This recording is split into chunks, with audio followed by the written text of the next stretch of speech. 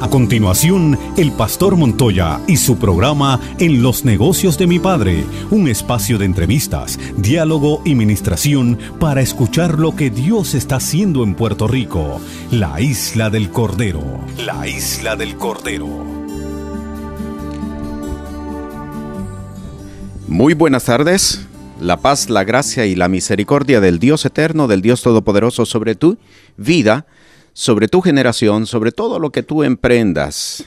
El Señor declaró en su palabra, todo lo que tu mano tocare será bendito, será prosperado de parte de Jehová.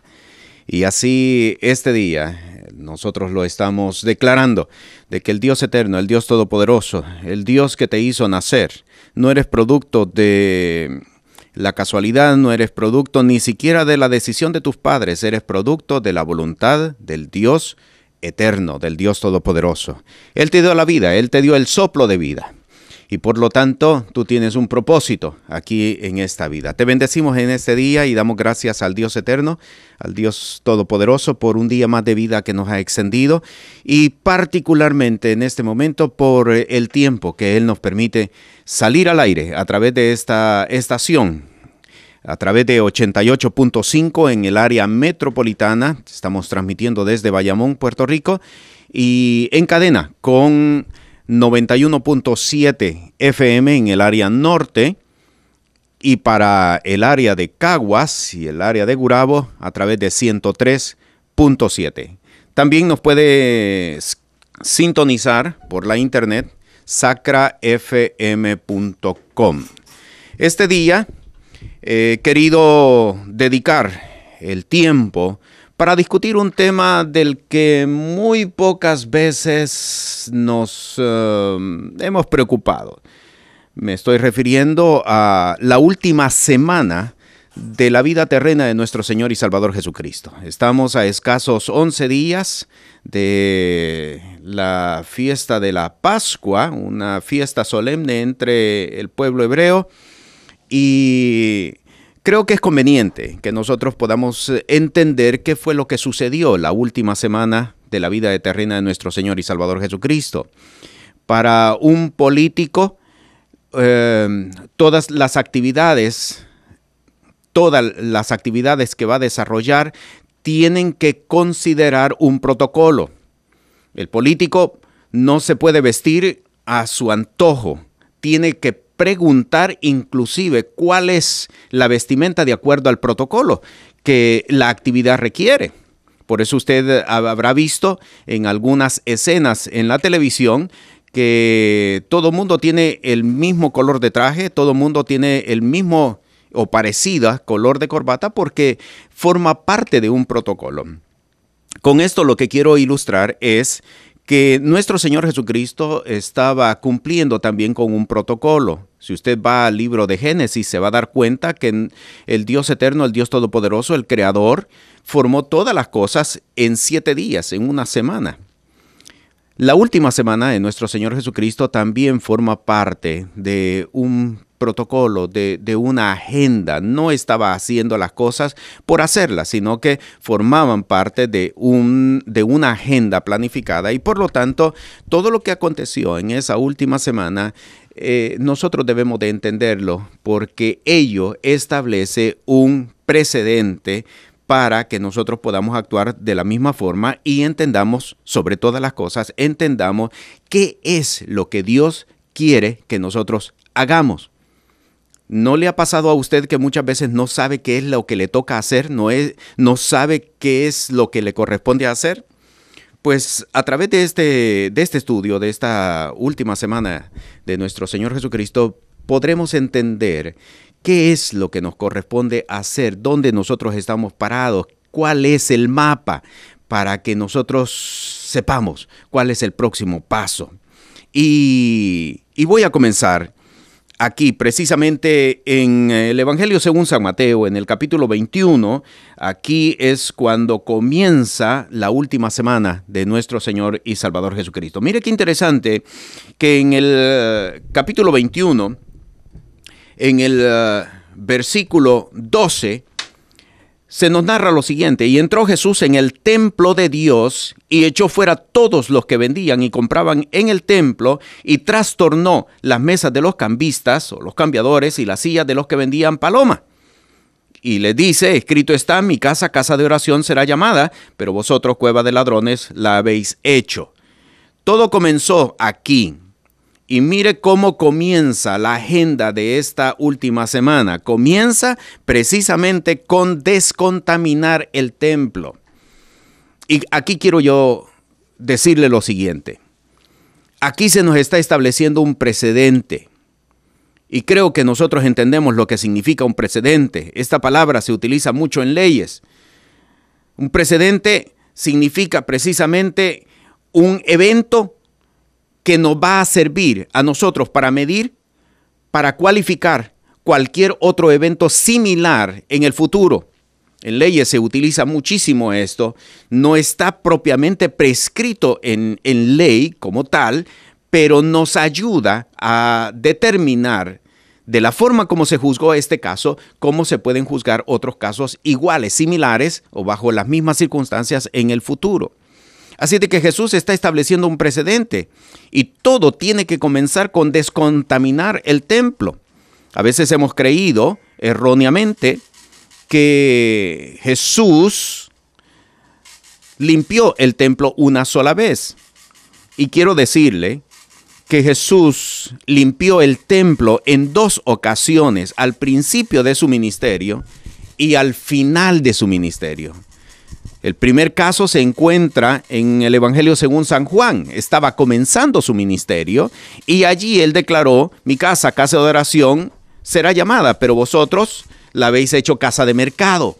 Al cabo de 3 años y medio aproximadamente, cuando él está terminando su ministerio, de nuevo, él va al templo para descontaminar el templo. Y todo tiene que comenzar con descontaminar el templo. ¿Se recuerda usted? Y de seguro que conoce la historia de Daniel. Cuando Daniel es llevado cautivo a Babilonia, ¿cómo comenzó todo? Todo lo que nosotros vemos como grande que Daniel hizo y las obras portentosas que Dios hizo con Daniel, ¿cómo comenzó? ¿Cuál fue el origen de todo? El origen de todo fue la decisión que Daniel y sus compañeros tomaron de no contaminarse con la comida del rey. Yo quiero decirle lo siguiente, y es importante que nosotros entendamos que para que una vida pueda desarrollarse, crecer, prosperar, fortalecerse en Dios, tiene que comenzar con una descontaminación. Hay personas que quieren comenzar o dar un giro completamente a su vida o comenzar de nuevo, pero no han considerado una descontaminación. Y no puede haber una fortificación de una vida espiritual o un crecimiento o una prosperidad de una vida espiritual si no establecemos como primer paso el descontaminar el templo. Tiene que haber una descontaminación. Mire qué interesante que en el relato nosotros leemos de que él expulsó a cambistas y a vendedores de paloma. Y yo le pregunto a usted, ¿por qué expulsó a cambistas y a vendedores de paloma? Le voy a explicar por qué. Expulsó a cambistas porque la presencia de los cambistas dentro del templo estaba estableciendo una modalidad entre el pueblo. Los cambistas enseñaban a negociar y dentro del templo establecían una actividad y una actitud en el pueblo de negociar con Dios. Nosotros no podemos negociar con Dios. Los mandamientos no son para negociar con Dios. La voluntad de Dios no se negocia. No podemos negociar con Dios y muchas de las veces nosotros estamos haciendo arreglos con Dios. Si tú me das esto, yo hago lo otro. Si tú me provees aquí, entonces puedes contar conmigo. No podemos negociar con Dios y esto es parte de descontaminar el templo. Pero dice también que expulsó a los vendedores de paloma. Cuando usted va al Antiguo Testamento, particularmente al libro de Números, usted se dará cuenta de que en la ley mosaica se había establecido un rango de sacrificios o de animales para el sacrificio. Y va a leer usted allí de que las palomas era el sacrificio mínimo que se le permitía a aquellos que no tuvieran el dinero suficiente para poder presentar un cordero, un macho cabrío o un carnero inclusive. ¿Por qué expulsó a los vendedores de paloma? Porque dentro del templo los vendedores de paloma habían también establecido una modalidad, una actitud, una actividad entre el pueblo. ¿Sabe cuál era? Que ellos estaban acostumbrándose a presentar lo mínimo para el Señor. No presentaban realmente un sacrificio, presentaban lo mínimo. ¿Para qué? Para salvar su responsabilidad, para salir del paso, para que no tuvieran problemas con su conciencia. ¿Se recuerda usted lo que David dijo en una ocasión? Yo no voy a entregar a Dios, yo no voy a sacrificar a Dios lo que a mí no me cueste. Y muchas veces nosotros hacemos exactamente lo mismo. Cumplimos. Y eso es presentar un sacrificio mínimo. Una vida espiritual que no se fundamente en una descontaminación, no podemos decir realmente que está desarrollando una vida espiritual. El primer día, cuando entró a Jerusalén, Jesús llegó al templo. ¿Por qué? Porque dentro de esta agenda que él estaba estableciendo en esta primera semana, el primer paso era precisamente descontaminar el templo. Y tenemos que entender que nosotros, si queremos desarrollar una vida saludable en Dios, una vida de búsqueda, una vida de entrega, lo primero que tenemos que hacer es descontaminar. Por eso, en este día, nosotros tenemos que hacer un listado de cosas que nos están contaminando, de aquellas cosas que nos están afectando. ¿Por qué? Porque no vamos a prosperar, no vamos a progresar si no descontaminamos el templo. Sigo leyendo porque escasamente estamos en el primer día. Luego allí mismo en el capítulo 21 dice el versículo 17, y dejándolo se salió fuera de la ciudad a Betania y posó allí. Yo quiero decirles que la actividad de nuestro Señor Jesucristo durante aquella última semana, Él posó en Betania. Él no pernoctaba en Jerusalén, sino que Él regresaba a Betania cuando ya la noche la tarde había caído, la noche estaba entrando, regresaba a Betania, pasaba la noche en Betania y al día siguiente regresaba. Pero parte de su rutina, parte de la actividad que él estaba desarrollando, que antes, cuando iba subiendo por el Monte de los Olivos, se encontraba el huerto de Getsemaní. No fue de casualidad que la noche que fue entregado decidió quedarse allí. No, él, antes de llegar a Betania, pasaba un tiempo en el monte, en el huerto de los Olivos, oraba y de ahí continuaba su marcha para pernoctar en Betania, donde pernoctaba en casa de Lázaro, en casa de María, en casa de Marta, que eran sus grandes amigos. Allí pasaba la noche y después, temprano por la mañana, él regresaba a Jerusalén. Sigamos leyendo aquí en Mateo capítulo 21. Dice en el versículo 17, y dejándolo se salió fuera de la ciudad a Betania y posó allí. Y dice el versículo 18, y por la mañana, volviendo a la ciudad, tuvo hambre. Ya es el segundo día. Mire lo que hizo el segundo día. El primer día lo que hizo es descontaminar el templo. Aquí es donde comienza todo. El punto de partida es descontaminación. Tenemos que descontaminar. Mire lo que hizo el segundo día. Dice el versículo 19, y viendo una higuera cerca del camino, vino a ella y no halló nada, sino hojas solamente, y le dijo, nunca más para siempre nazca de ti fruto. Y luego se secó la higuera. ¿Cuál es el segundo paso? ¿Cuál es el siguiente paso dentro de este protocolo? ¿Qué es lo que me conviene a mí hacer? Me voy a trasladar al Evangelio según San Marcos en el capítulo 11 para continuar la lectura. Y mire lo curioso que aparece aquí, que solamente Marcos lo refiere. Dice en el versículo 11, para tomar el contexto, y entró Jesús en Jerusalén y en el templo, y habiendo mirado alrededor todas las cosas, y siendo ya tarde, se salió a Betania con los 12. Y el día siguiente, como salieron de Betania, tuvo hambre. Y viendo de lejos una higuera que tenía hojas, se acercó, si quizá hallaría en ella algo, Y como vino a ella nada halló sino hojas, porque no era tiempo de higos. Y ahora, cuando yo estaba leyendo esta historia, decía, pero ¿qué culpa entonces tiene la higuera si claramente dice el texto que no era tiempo de higos? A veces pareciera de que Dios actúa de forma caprichosa. O sea, ¿qué culpa tenía la higuera? ¿Por qué la maldijo si no era tiempo de higos? Y Jesús lo sabía perfectamente, porque muchas de las parábolas que él presentó durante su ministerio terreno tenía que ver con la agricultura, tenía que ver con lo que el hombre sembraba. Por lo tanto, Jesús conocía perfectamente que no era tiempo de higos. Ahora, ¿cómo resolvemos esta situación? ¿Es Dios acaso injusto? ¿Es Dios acaso caprichoso que actúa con capricho en muchas ocasiones?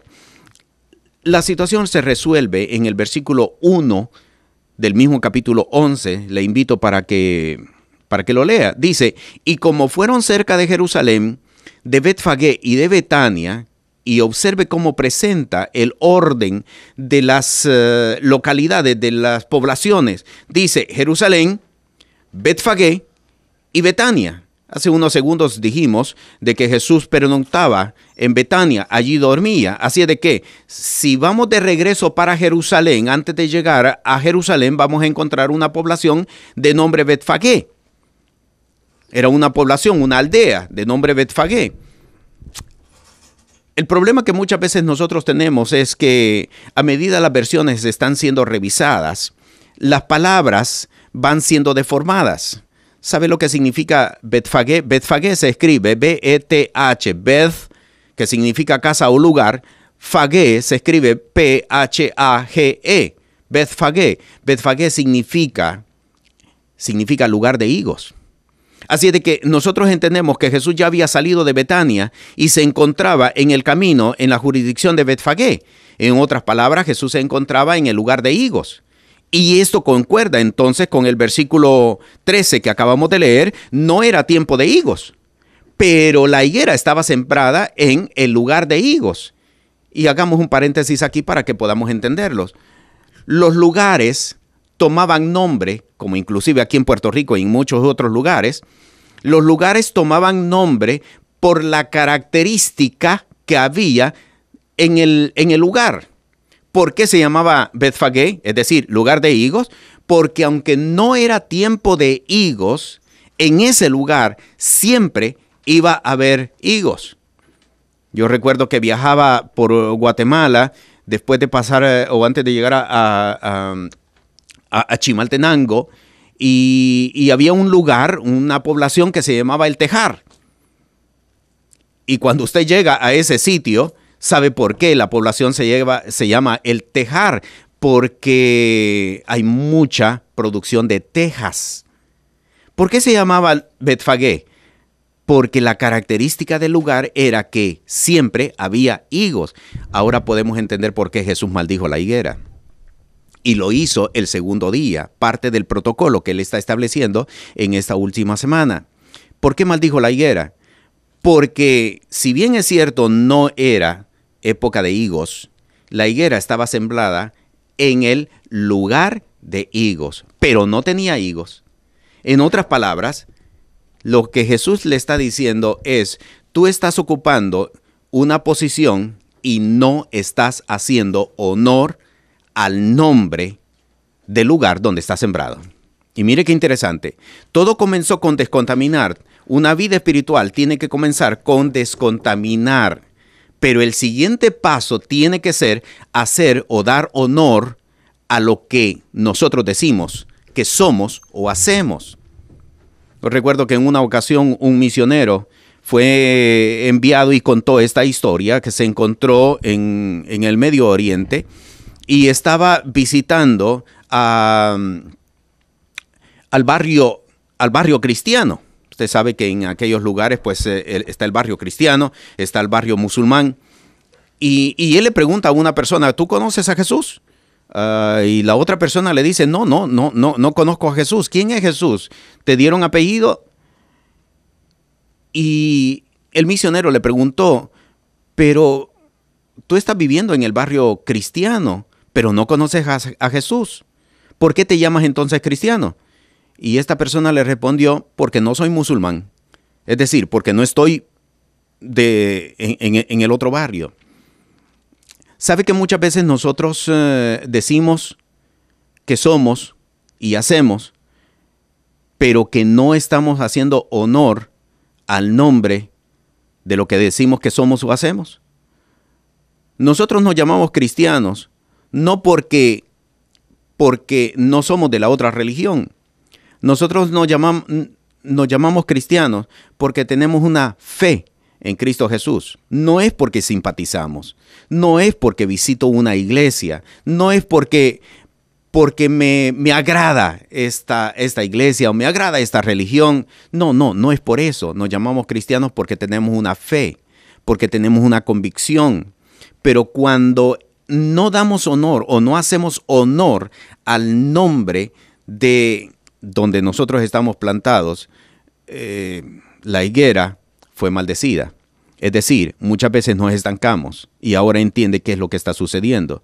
Lo primero que Jesús hizo cuando en esa última semana fue descontaminar el templo. Lo segundo que él hizo fue dar honor. Tenemos que darle honor al lugar donde estamos plantados. De seguro que muchas de las cosas no nos han resultado como nosotros queríamos porque no hemos estado cumpliendo este segundo paso de dar honor al nombre de lo que nosotros decimos que somos o hacemos. Tenemos que comenzar a revisar.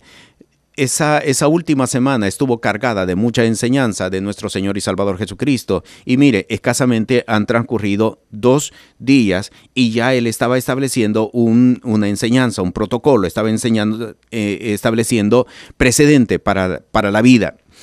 Vamos a seguir porque apenas vamos por el segundo día. Y a continuación, cuando él volvió al templo, usted va a leer en Mateo capítulo 21, versículo 14, que allí en el templo hizo muchos milagros, muchas sanidades, mucha obra en la vida de todos aquellos que vinieron a él. La vida tiene que cambiar. La vida de una persona que está plantada en Cristo Jesús tiene que cambiar y tiene que haber cambios reales, tiene que haber cambios legítimos. Si no hay cambios es porque algo está aconteciendo. Mire qué interesante, volviendo al Evangelio según San Mateo. Obviamente no vamos a tener el tiempo suficiente como para ver todos los días que están aconteciendo, pero vamos a ver algunos puntos bien importantes, quizás los que más relevancia tenga para nuestro entorno. En el capítulo 21, le dice, en el versículo 21 le dice, respondiendo Jesús le dijo, de cierto os digo que si tuvierais fe y no dudareis, no solo haréis esto de la higuera, mas si a este monte dijereis, quítate y échate en la mar, será hecho. Siguiente paso que nosotros tenemos que ver como parte de estar plantado en el lugar correcto es que tenemos que desarrollar fe. Y fe tiene que ver con convicciones, tiene que ver con las cosas que nosotros creemos, con las cosas que nosotros confesamos como parte de nuestro credo.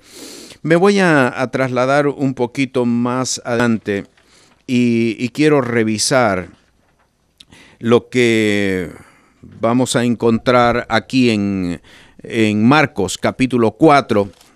Marcos capítulo 14, en el versículo 1 al versículo 3. Dice, y 2 días después era la Pascua, y los días de los panes sin levadura, y procuraban los príncipes de los sacerdotes y los escribas cómo le prenderían por engaño. Dice, 2 días después era la Pascua. La Pascua era previo al Shabbat. Previo al Shabbat, entonces estamos aproximadamente hablando de un equivalente a un miércoles. Mire qué interesante. Dice en el versículo 3, y estando él en Betania, en casa de Simón el leproso, Y sentado a la mesa, vino una mujer teniendo un alabastro de ungüento de nardo de mucho precio, y quebrando el alabastro, lo derramó sobre su cabeza. Y aquí quiero hacer una aclaración. Muchas personas confundimos este derramamiento de aceite con el que había acontecido 6 días antes. Ese otro caso se está mencionando en el Evangelio según San Juan, en el capítulo 12, que también fue en Betania, y en este caso fue María. Y si usted revisa Juan capítulo 12, se va a dar cuenta que el aceite fue derramado sobre los pies de Jesús. Entonces no lo vayamos a confundir. Este del que estamos trabajando fue en casa de Simón el leproso, y vino la mujer y lo derramó sobre su cabeza. Ahora, ¿qué significa esto? Esta es una unción de rey. En el tiempo antiguo, a los reyes los ungían. A los ministros los ungían. Por eso David, cuando estaba siendo perseguido por Saúl y en par de ocasiones tuvo la oportunidad de quitarle la vida, no lo hizo. ¿Sabe por qué? Porque él dijo, él es el ungido de Jehová. No tocarás al ungido de Jehová. Haciendo alusión a este acto de cuando el profeta particularmente ungía al rey, derramaba aceite sobre su cabeza, y eso era en forma espiritual, se estaba dando un establecimiento de una autoridad sobre de aquella persona. Jesús en realidad recibió 2 unciones. La primera fue de parte de María, que fue la que acabamos de mencionar en Juan capítulo 12, donde es derramado aceite sobre sus pies y ella enjuga sus pies con su cabello. Y Jesús dijo que aquella unción era para su sepultura. Fue ungido como cordero, porque él iba a presentarse como cordero pascual. Pero esta segunda unción, el hecho de ser derramado sobre su cabeza, es precisamente porque él es ungido como rey. Él fue a la cruz como rey. Él fue a la cruz como está escrito en el libro de los Salmos, en torno al hijo de David, que iba a ser ungido por su madre. Él aquí es ungido para que él pueda recuperar todo lo que Adán había perdido. Es ungido entonces aquí como rey, y esto lo que significa es de que uno tiene que saber establecer la autoridad que el Señor nos ha entregado para poder recuperar todo aquello que el enemigo nos ha arrebatado. Yo quiero llevarlo un segundito aquí al libro de Salmos. Por favor, si puede ir conmigo al libro de Salmos, al capítulo 91, y quiero llevarlo al versículo 13. Versículo 13, mire qué interesante lo que aparece aquí. Dice, sobre el león y el basilisco pisarás, hollarás al cachorro de león y al dragón. Y observe que aquí aparecen 2 expresiones. Dice, sobre el león y el basilisco pisarás, pero a continuación dice, hollarás al cachorro de león. ¿Qué significa hollar? Hollar no es lo mismo que pisar. Hollar significa por fricción, hacer desaparecer o desmenuzar completamente lo que está debajo de los pies, debajo de la planta de los pies. Eso significa hollar. Y esto nos habla a nosotros de tomar autoridad. Y muy pocas personas quieren tomar autoridad sobre las situaciones o sobre todo aquello que pudieran estar enfrentando en su debido momento. No nos gusta tomar autoridad porque esto o a veces no lo entendemos, o a veces nos produce más inconvenientes de los que nosotros quisiéramos tener. Ahora, ¿qué es lo que sucede si nosotros no tomamos autoridad? Lo voy a llevar ahora a Mateo capítulo 5. Mire qué interesante lo que dice aquí en el versículo 13. Curiosamente es el mismo versículo 13 que allá en Salmo 91 leímos. Mire lo que dice: vosotros sois la sal de la tierra, y si la sal se desvaneciere, ¿con qué será salada? No sirve más para nada, sino para ser echada afuera. ¿Y qué dice? Y hollada por los hombres. ¿Qué significa todo esto? Mire, cuando nosotros no tomamos autoridad y no ejecutamos lo que el Salmo 91, versículo 13 dice de hollar, el enemigo va a hacer con nosotros lo que nosotros debimos haber hecho con él. ¿A quién Jesús le estaba diciendo vosotros sois la sal de la tierra en Mateo capítulo 5? Se lo estaba diciendo a sus discípulos, se lo estaba diciendo a aquellos que lo estaban siguiendo, a aquellos que lo estaban buscando. Vosotros sois la sal de la tierra, pero si la sal perdiere su sabor, si la sal se desvaneciere, es decir, si pierdes convicción, si pierdes la esencia de lo que tú eres, ¿qué va a suceder? Que entonces vendrá el enemigo sobre de ti y entonces vendrá a hollarte. Yo quiero decirle lo siguiente: muchas de las veces que nosotros enfrentamos una situación adversa, no necesariamente es una prueba. Es el resultado de no haber ejecutado ante el enemigo lo que nosotros debimos haberle hecho. Por no haber cumplido Salmo 91, versículo 13, el enemigo hoy entonces está haciendo con nosotros lo que nosotros debimos haberle hecho. Muchas de las cosas que nosotros enfrentamos no son necesariamente una prueba. Pero por haber fallado, por no haber ejecutado esa autoridad, es que nosotros estamos ahora sufriendo. Y eso es lo que significa la segunda unción que Jesús recibió. Nosotros dice la palabra que estamos sentados juntamente con Cristo a la diestra de Dios Padre, pero tenemos que tomar autoridad porque el Rey tiene que tomar autoridad. Tenemos que ejecutar. Usted no puede, ante una situación, quedarse con los brazos cruzados. Tiene que ejecutar. Mire qué interesante. Le voy a leer aquí en el libro de Hechos de los Apóstoles. Sé que estamos dando muchos textos. Confío que algunos los estén escribiendo. Mire lo que dice en Hechos capítulo 17. Capítulo 16, versículo 36. Y el carcelero hizo saber estas palabras a Pablo: los magistrados han enviado a decir que seáis sueltos. Así que ahora salid e id en paz.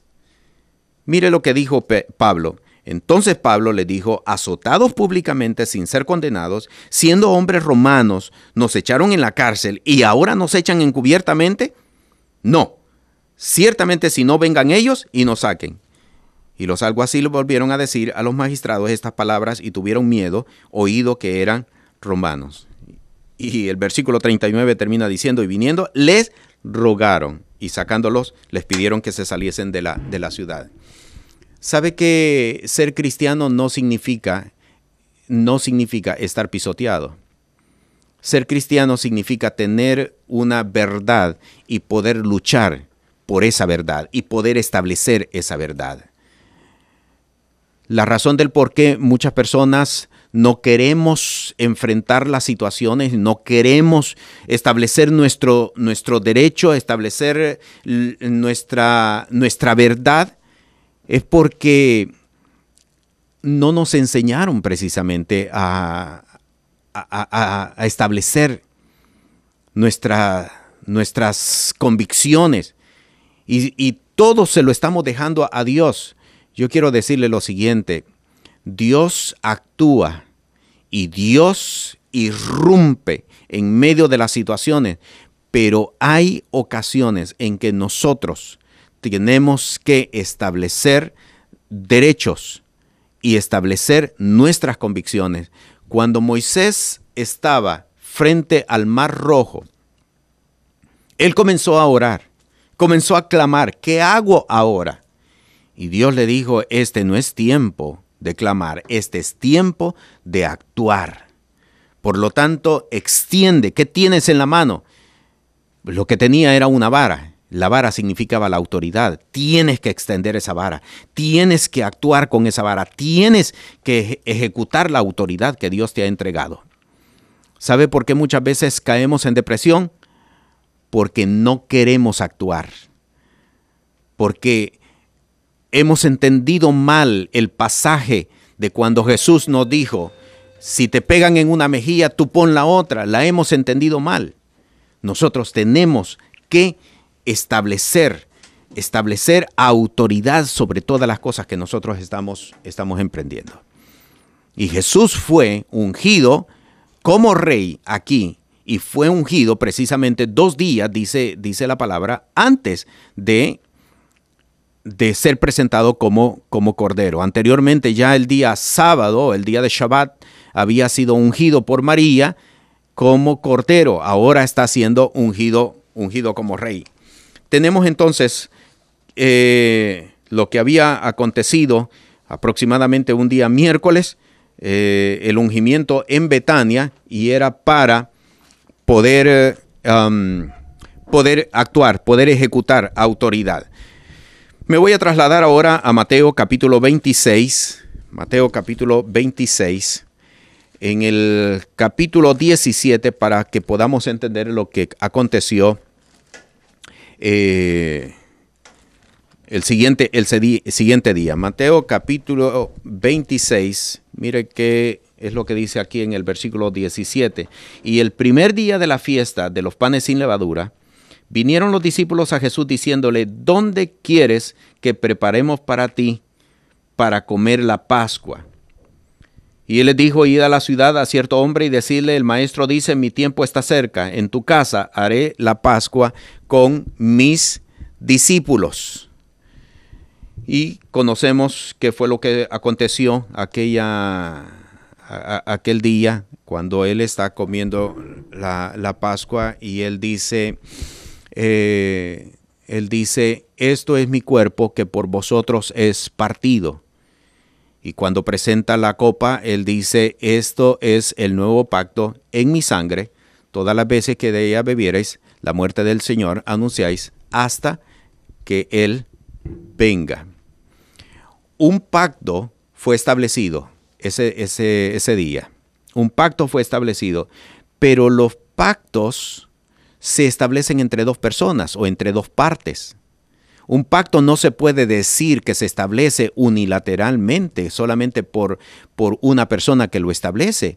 Él está presentando el pacto, pero la otra persona o la otra parte tiene que aceptar o rechazar ese pacto. Y yo pregunto, ¿usted ha aceptado el pacto de Dios? ¿O sencillamente sabe nada más que hay un pacto y cree y da por hecho de que el pacto está usted dentro del pacto? Un pacto tiene que aceptarse. Tiene un documento, lo firma o lo entrega sin firmarlo. Eso es un pacto, eso es un contrato. Pero no podemos decir que sencillamente porque nos presentaron el documento, yo ya estoy formando parte de ese pacto. Y así acontece con muchas personas que declaramos inclusive que el sacrificio de nuestro Señor y Salvador Jesucristo es parte de un pacto, pero no lo hemos aceptado, pero no lo hemos confirmado el pacto. Mire qué interesante que Él dijo, esto es mi cuerpo que por vosotros es partido. Y Él dijo a continuación, este es el nuevo pacto en mi sangre. Todas las veces que de ella bebiereis, la muerte del Señor anunciáis hasta que Él venga. Y yo le pregunto, ¿la muerte del Señor anunciamos a quién? ¿A quién? Porque a veces decimos y citamos palabra y la citamos como si fuera un poema sin entender realmente lo que estamos diciendo. La muerte del Señor anunciáis. ¿A quién? ¿A quién? Le voy a explicar. Nosotros anunciamos la muerte a las tinieblas. ¿A las tinieblas? Sí, a las tinieblas. La Biblia declara de que cuando nuestro Señor Jesucristo fue crucificado, desde las 12 del mediodía hasta las 3 de la tarde, cuando Él entregó el Espíritu, dice que la tierra se llenó de tinieblas densas. No era un efecto atmosférico lo que estaba aconteciendo, no era un huracán, no era una tempestad la que se estaba formando en el ambiente. Aquellas densas tinieblas era la convocatoria de Satanás, de todas las huestes espirituales de maldad que sobre el mundo entero se habían posado. Ese día habían sido convocados a Jerusalén. En todo el resto del mundo no quedó demonio alguno porque fueron convocados por el príncipe de las tinieblas para hacer acto de presencia en Jerusalén. ¿Sabe para qué? Porque había una lucha. Una lucha. Estaba nuestro Señor y Salvador Jesucristo enfrentándose contra las tinieblas enteras, todas, completamente, las tinieblas enteras. Y en una ocasión Él dijo, yo no he venido para meter paz, yo he venido para meter espada. Si usted toma una espada por el puño, usted se va a dar cuenta de que es eso mismo, un arma, un instrumento. Pero si usted toma una espada y la siembra en tierra, ¿qué le parece que es? Es una cruz. Así de que Jesús en la cruz del Calvario no estaba sufriendo. En la cruz del Calvario Él estaba arrebatándole al enemigo todo lo que Él había quitado al hombre. Si usted puede leer posteriormente en Lucas capítulo 4, me parece que es el versículo 6, dice, todo esto te daré porque a mí me fue entregado, a mí me fue dado. ¿Quién se lo dio? Se lo dio Adán cuando por engaño cedió ante las tentaciones de Satanás. Por lo tanto, nosotros tenemos que entender que tenemos que arrebatar completamente lo que el enemigo nos ha robado, nos ha quitado. Hay muchas personas que estamos sufriendo no porque realmente Dios quiera que nosotros suframos. Hay muchas personas que estamos padeciendo no porque necesariamente Dios quiera que nosotros estemos padeciendo. Hay muchas personas que están enfermas no necesariamente porque Dios quiere tener enfermas. Hay personas que están en escasez no porque necesariamente Dios las quiera tener en escasez. Hay muchas personas que están sufriendo en este momento no porque necesariamente Dios las quiera tener sufriendo.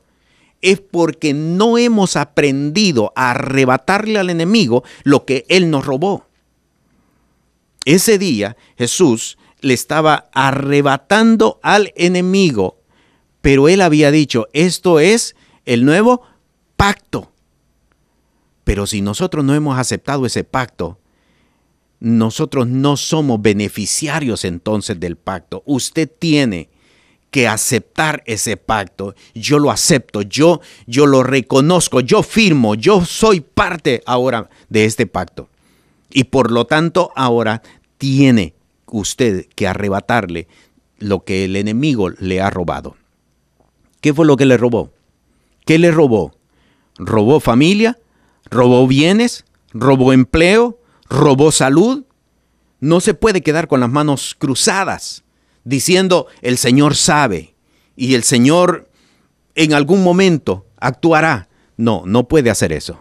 Usted tiene que tomar esa iniciativa, esa autoridad y arrebatarle al enemigo lo que Él ha quitado. Luego, mire qué interesante lo que aconteció posteriormente. Me traslado a Mateo capítulo 27. Mateo capítulo 27.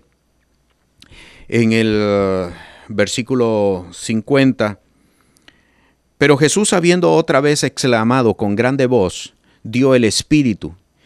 Y he aquí el velo del templo se rompió en dos, de alto a abajo, y la tierra tembló, y las piedras se hendieron. Se abrieron los sepulcros, y muchos cuerpos de santos que habían dormido se levantaron. Y salidos de los sepulcros, después de su resurrección, vinieron a la santa ciudad y aparecieron a muchos. ¿Sabe qué era lo que estaba sucediendo aquí? Cuando usted lee en Lucas capítulo 15, me parece, usted se va a dar cuenta que antes el hombre, la mujer, el ser humano, cuando moría, no iba al cielo, iba a las profundidades de la tierra.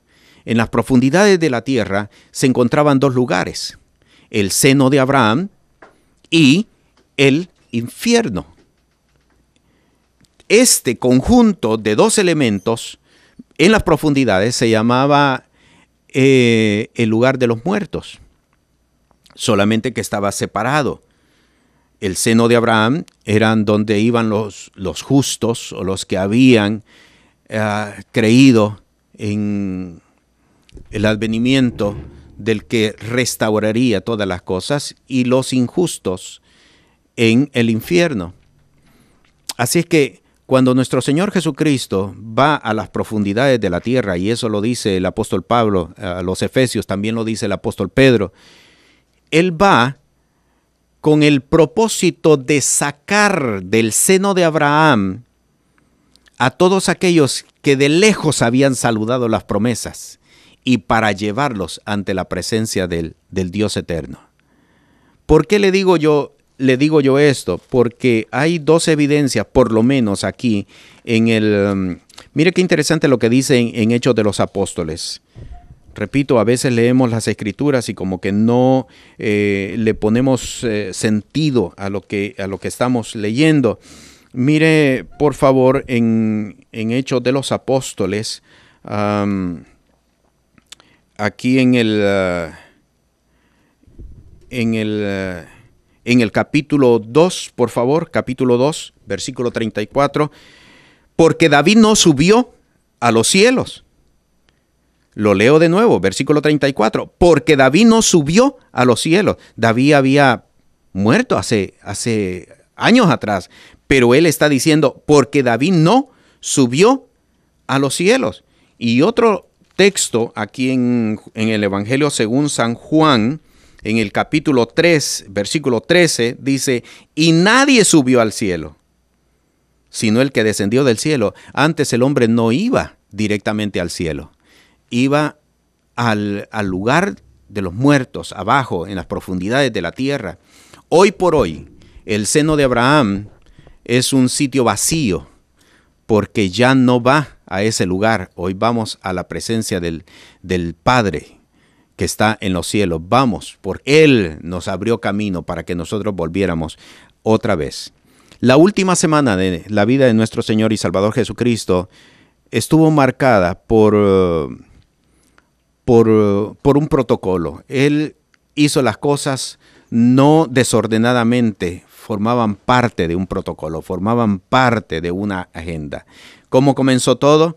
Aquel primer día entró al templo y descontaminó el templo. Si quieres tener una vida próspera, una vida de victoria, una vida de crecimiento, de desarrollo, de fortaleza espiritual, todo tiene que comenzar con descontaminar. Tenemos el caso de Daniel.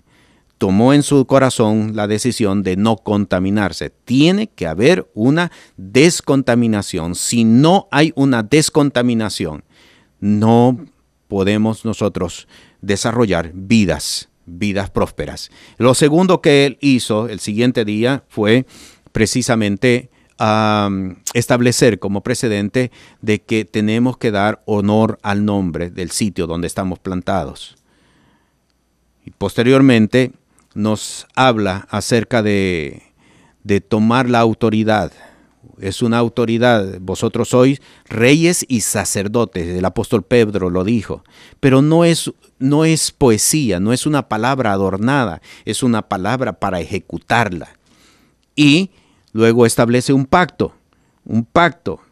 Esto es mi cuerpo que por vosotros es partido. Esto es el nuevo pacto en mi sangre. Haced todas las veces que de ella bebiere, la muerte del Señor anunciáis. Hasta que Él venga, anunciamos a los principados, a las potestades, a las huestes espirituales de maldad.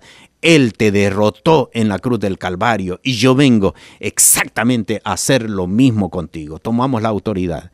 Y el camino está abierto entonces para que el día de su resurrección podamos subir a la misma presencia del Dios Altísimo. Nos estamos acercando a lo que nosotros entendemos como la Semana Santa, y al acercarnos y formar parte de las actividades de la iglesia, tenemos que entender qué fue lo que sucedió aquella última semana de la vida terrena de nuestro Señor y Salvador Jesucristo. Si quiere escribirme, lo puede hacer al P.O. Box 465, Sabana Seca, Puerto Rico, 00952. Puede también enviarme mensaje de texto al 787-478-2577. Si le interesa tener también copia de esta enseñanza, puede escribirme y con gusto le indicaré cómo tener acceso a esta copia. Quiero agradecer a todas las personas que nos han hablado, nos han escrito, nos han enviado alguna notita. Agradecemos muchísimo. Damos gracias al Señor por lo que Él nos ha permitido hacer. Así de que esto es todo por hoy, y confiamos que el Dios eterno, el Dios todopoderoso, está haciendo grande obra aquí en la isla del Cordero, y damos gracias al Señor por ello. Amén. Amén. Este ha sido su programa En los Negocios de mi Padre. En los Negocios de mi Padre. Con el pastor Pedro Montoya. Puede comunicarse con nosotros al 798-8850, 798-8851, 946-8850 o vía correo electrónico sacrafmpr@gmail.com.